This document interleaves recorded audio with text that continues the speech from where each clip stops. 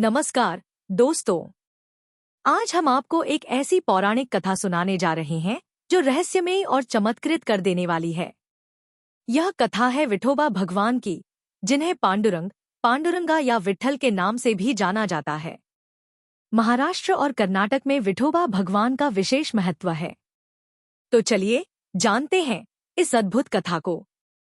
क्या आपने कभी सोचा है कि विठोबा भगवान की प्रतिमा में उन्हें अपने हाथों को कमर पर रखकर खड़े क्यों दिखाया जाता है? इस अनोखी मुद्रा के पीछे एक गहरा रहस्य छिपा है। यह मुद्रा विट्ठल मुद्रा कहलाती है और इसमें वे एक साधारण मानव की तरह दिखते हैं। लेकिन क्यों? क्या भगवान विष्णु का यह अवतार हमें कुछ महत्वपूर्ण संदेश देना चाहता है? आइए इस रहस्य को उजागर करते हैं। अब जानते हैं विठोबा भगवान के अवतरण की कथा। पुंडलिक एक महान भक्त थे जो अपने माता पिता की सेवा में समर्पित थे। एक दिन भगवान विष्णु ने पुंडलिक की भक्ति की परीक्षा लेने का निर्णय लिया और वे पुंडलिक के घर आए। क्या आप जानना चाहते हैं कि आगे क्या हुआ?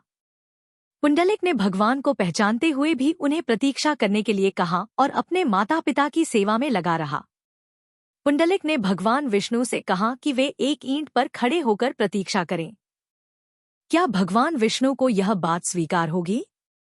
भगवान विष्णु उनकी भक्ति से प्रसन्न हुए और वहीं खड़े हो गए। तब से भगवान विष्णु विठोबा या विट्ठल के रूप में पंढरपुर में प्रतिष्ठित हो गए। विठोबा भगवान की पूजा का प्रमुख केंद्र पंढरपुर है, जहां हर साल लाखों भक्त आषाढ़ी एकादशी और कार्तिकी एकादशी के समय एकत्रित होते हैं। यह यात्रा वारकरी संप्रदाय के अनुयायियों के लिए बहुत महत्वपूर्ण होती है। वारकरी संप्रदाय का प्रमुख उद्देश्य भगवान विठोबा की भक्ति और सेवा करना है।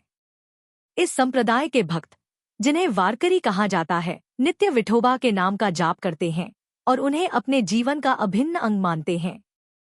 विठोबा भगवान का महत्व केवल धार्मिक ही नहीं बल्कि सांस्कृतिक दृष्टिकोण से भी बहुत बड़ा है।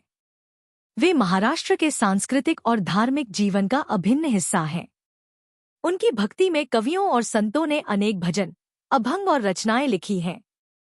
संत तुकाराम, संत ज्ञानेश्वर, संत नामदेव और संत एकनाथ जैसे महान संतों ने विठोबा की महिमा का वर्णन किया है।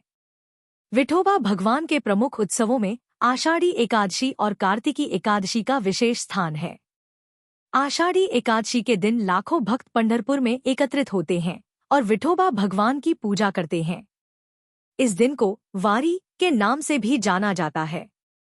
भक्तजन पैदल यात्रा करते हुए पंढरपुर पहुंचते हैं और विठोबा के दर्शन करते हैं। इसके अलावा हर सोमवार को विठोबा भगवान की विशेष पूजा की जाती है। विठोबा भगवान का प्रमुख मंदिर पंढरपुर में स्थित है, जिसे पंढरपुर विठोबा मंदिर कहा जाता है। यह मंदिर चंद्रभागा नदी के किनारे स्थित है और इसे दक्षिण का काशी भी कहा जाता है।